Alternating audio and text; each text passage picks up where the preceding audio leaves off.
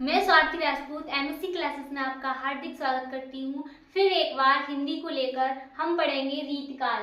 रीतिकाल की समय सीमा है सन 1643 से लेकर 1868 ईस्वी। विक्रम संवत की बात करें तो होगी 1700 से लेकर 1900। फिर हम पढ़ेंगे रीतिकाल का नामकरण करने वाले विद्वान। रीतिकाल को किस विद्वान ने क्या नाम दिया है वो देखें। आचार्य रामचंद्र शुक्ल ने रीतिकाल को रीतिकाल ही कहा। फिर है अगले मिश्र बंधु ने रीतिकाल को अलंकृत नाम दिया, अलंकृत काल कहा। फिर है अगले विश्वनाथ प्रसाद मिश्र ने इसे श्रृंगार काल कहा।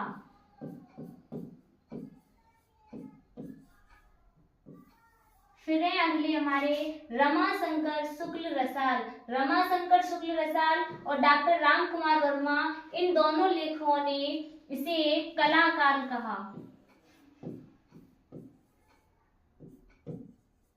इन्होंने भी इन्हें कलाकाल बोला और इन्होंने भी, राम कुमार वर्मा, इन दोनों लेखकों ने रीतिकाल को कलाकाल नाम दिया। इस प्रकार आचार्य रामचंद्र शुक्ल ने रीतिकाल बोला, मिश्र बंधु ने अलंकृत काल कहा, विश्वनाथ प्रसाद मिश्र ने श्रृंगार काल नाम दिया, रमाशंकर शुक्ल रसाल ने कलाकाल और डॉक्टर राम कुमार वर्मा ने भी कलाकाल नाम दिया। रीतिकाल का वर्गीकरण। रीतिकाल हमारी 3 काव्यधारा में विभक्त है।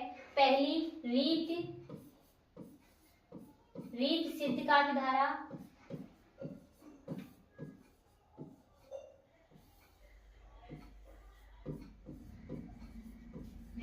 काव्यधारा, फिर दूसरी है रीतिबद्ध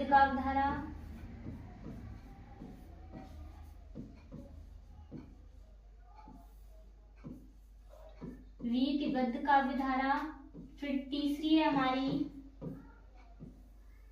रीति मुक्त काव्यधारा।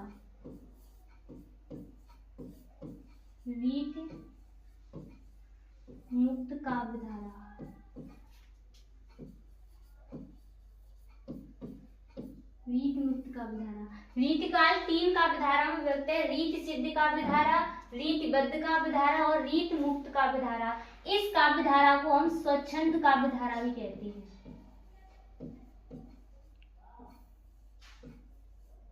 इस काव्यधारा को हम स्वच्छंद काव्यधारा भी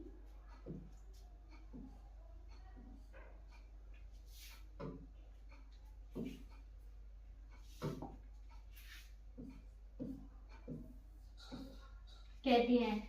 अब हमारे रीति सिद्ध काव्यधारा के प्रमुख कवि हैं बिहारी,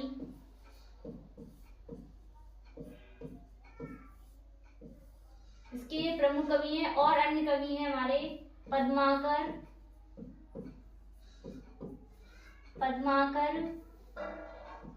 रसनिध,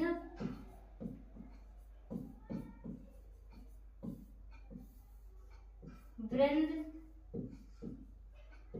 विक्रम साह,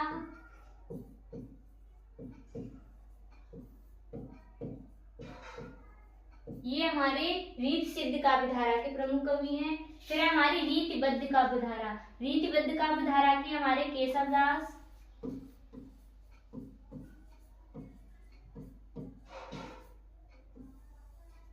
फिर हमारे चिंतामणि,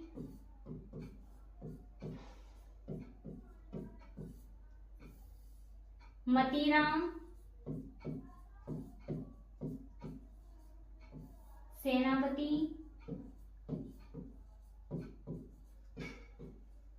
देव, ये हमारे रीतिबद्ध काव्यधारा के कवि हैं। ये हमारे रीतिबद्ध काव्यधारा के कवि हैं। अब हमारी रीति मुक्त काव्यधारा, जिसका दूसरा नाम भी है स्वच्छंद काव्यधारा, इसके प्रमुख कवि हैं धनानंद,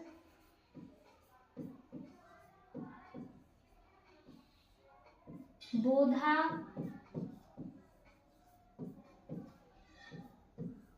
ठाकुर, आलम। ये हमारे रीतिमुक्त काव्यधारा के कवि हैं। रीतिकाल के प्रमुख कवि एवं उनकी रचनाएं। तो पहले कवि है हमारे बिहारी। बिहारी की रचना है बिहारी सतसई। बिहारी की रचना है बिहारी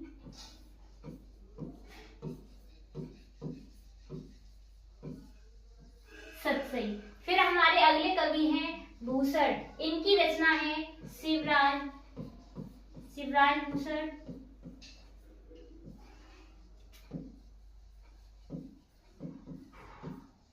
शिवा बावनी।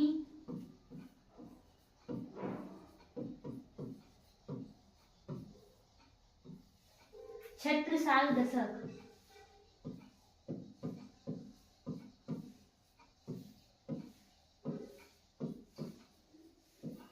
और भी रचनाएं इनकी। अब देखो, अब है अगले कवि हमारे केशवदास। केशवदास की रचना है रामचंद्र का।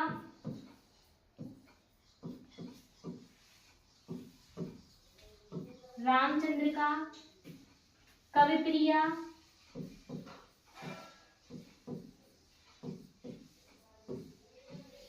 और रसिक प्रिया।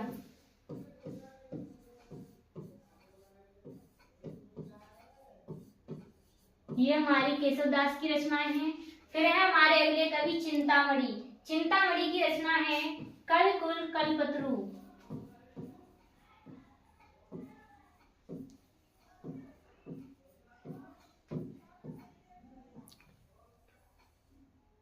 फिर देखो अगले कवि हैं हमारे मतराम। मतराम की रचना है ललित ललाम।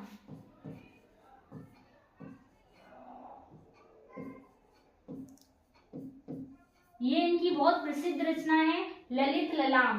फिर है अगले कवि हमारे पद्माकर। पद्माकर की रचना है पद्माभरण। पद्माभरण जगत विनोद।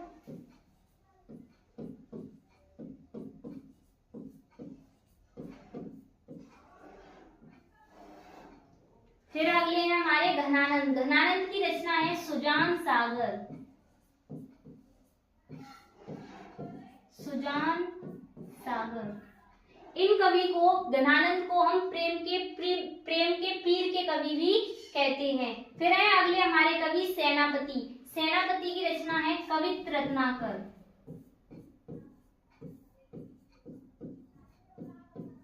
कवित्र रत्नाकर। फिर अगले हमारे कवि हैं बोधा। इनकी रचना है इश्कनामा। इस प्रकार ये हमारे कवि रहे हैं रीतिकाल के प्रमुख कवि एवं उनकी रचनाएं। पहले हमारे बिहारी की रचना है बिहारी सतसई, जिन्होंने गागर में सागर भर के इन्होंने रचनाएं की हैं। प्रत्येक इनके पद ऐसे हैं कि थोड़ी सी बात में पूरी समुद्र ऐसी बात कह देते थे ये। तो इनकी रचना है हमारी बिहारी सतसई। कुल मिला के लगभग इनके 700 पद लिखे गए हैं। फिर है अगले हमारे भूषण। इनकी रचना है शिवराज भूषण, शिवा बावनी और छत्रसाल दशक। फिर अगले हैं हमारे केशवदास। केशवदास की रचना है रामचंद्र का कवि प्रिया और रसिक प्रिया। फिर अगले हैं हमारे चिंतामणि। चिंतामणि की रचना है कविकुल कल्पतरु। ये बहुत प्रसिद्ध रचना है, ये बहुत बार पूछी भी गई है चिंतामणि की कविकुल कल्पतरु। फिर अगले हमारे मतीराम। मतीराम की रचना है ललित ललाम। अगले हमारे फिर पद्माकर। पद्माकर की रचना है पद्माभरण जगत विनोद। फिर अगले घनानंद, जिन्हें हम प्रेम के पीर के कवि कहते हैं। इनकी रचना है सुजान सागर। फिर अगले हमारे सेनापति। सेनापति की रचना है कवित्र रत्नाकर।